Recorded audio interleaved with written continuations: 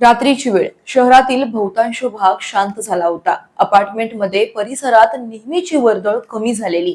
कुठेतरी टीव्हीचा आवाज येत होता तर कुठेतरी लोक दिवसाचा थकवा घालवत होते. मात्र बंगळुरू मधील सिगेहल्ली परिसरातील एका अपार्टमेंटमध्ये त्या रात्री जे घडलं त्याची कल्पनाही आसपासच्या रहिवाशांना नव्हती. लिव्ह इन रिलेशनशिप मध्ये असलेल्या एका तरुणीनं आपल्या प्रियकराच्या मदतीनं सोमवारी रात्री तिच्या आई, वडील आणि लहान बहिणीची निर्घृणपणे हत्या केली. हत्येनंतर आरोपी घटनास्थळावरून फरार झाले. आपल्याच कुटुंबाला संपवण्याची वेळ या तरुणीवर का आली? त्या रात्री अपार्टमेंटमध्ये असं काय घडलं आणि या प्रकरणात पोलिसांच्या हाती आतापर्यंत कोणते पुरावे लागले आहेत हे सगळं आपण थोडक्यात समजून घेणार आहोत. नमस्कार, मी अक्षता. आपण पाहताय मुंबई आउटलुक.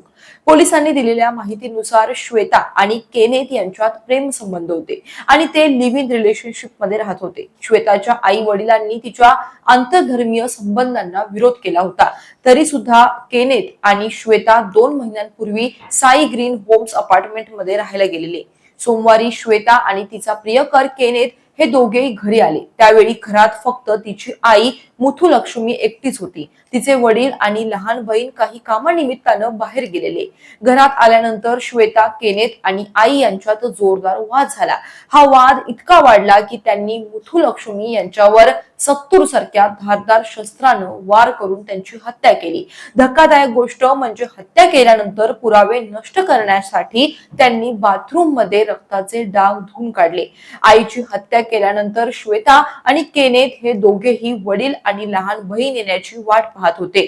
काही वेळानं लहान बहीण सुप्रिया जेव्हा घरात आली तेव्हा श्वेतानं तिला घट्ट पकडून ठेवलं आणि केनेथनं तिच्यावर शस्त्रांनी वार केले. तिला जागेवर संपवलं. त्यानंतर वडील सोमसुंदर घरात आले. त्यांच्यावरही या दोघांनी तसाच हल्ला केला.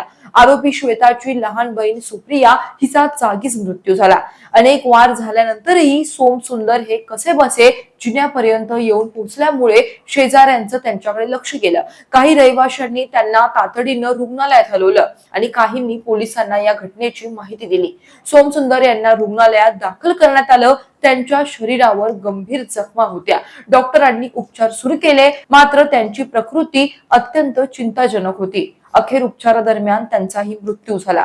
पण सोमसुंदर यांनी मृत्यूपूर्वी दिलेला जबाब तपासासाठी अत्यंत महत्वाचा ठरला. पोलिसांनी तपासाची चक्रे फिरवत पॉंडिचेरी येथून श्वेता आणि केनेथ या दोघांना सुद्धा अटक केली. पोलिसांनी दिलेल्या माहितीनुसार केनेथनं आपल्या क्लाउड किचन व्यवसायासाठी लोखंडी भट्टी तयार केली होती. सुरुवातीला मृतदेह त्यामध्ये जाळून पुरावे नष्ट करण्याचा त्याचा विचार होता.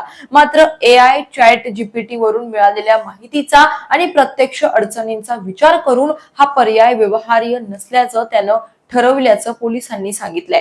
एवढंच नाही तर केनेथनं वारंवार हत्या करण्याच्या पद्धती, रक्ताचे डाग कसे हटवायचे, मृतदेहाची विल्हेवाट कशी लावायची, तसेच लोखंडी भट्टीत मृतदेह जाळणं शक्य आहे का या संदर्भात माहिती मिळवली होती. या तिहेरी हत्याकांडचा तपास आता डिजिटल पुराव्यापर्यंत येऊन पोहोचला असून बंगळुरू पोलिसांनी गुगलकडे केनेथच्या जेमिनी चॅट हिस्ट्रीची माहिती मागितली आहे. तपासादरम्यान मिळालेल्या डिजिटल पुराव्यांची पडताळणी करण्यासाठी ही माहिती महत्वाची ठरणार असल्याचं पोलिसांचं म्हणणं आहे. या संभाषणामधून गुन्ह्याच्या नियोजनात AI चॅट GPTचा वापर कसा आणि किती केला गेला याबाबत अधिक स्पष्टता मिळू शकते असा तपास यंत्रणांचा विश्वास आहे. सध्या बंगळुरू पोलिसांचा तपास, घटनास्थळावरील पुरावे, शवविच्छेदन अहवाल, सोमसुंदर यांचा मृत्यूपूर्व जबाब, CCTV फुटेज, मोबाईल डेटा, आर्थिक व्यवहार आणि जेमिनी चॅट हिस्ट्री या सर्वांभोवती फिरतोय. एका घरात सुरू झालेला एक वाद आज हत्येपर्यंत येऊन पोहोचलाय. या घटनेमुळे खळबळ माजली आहे.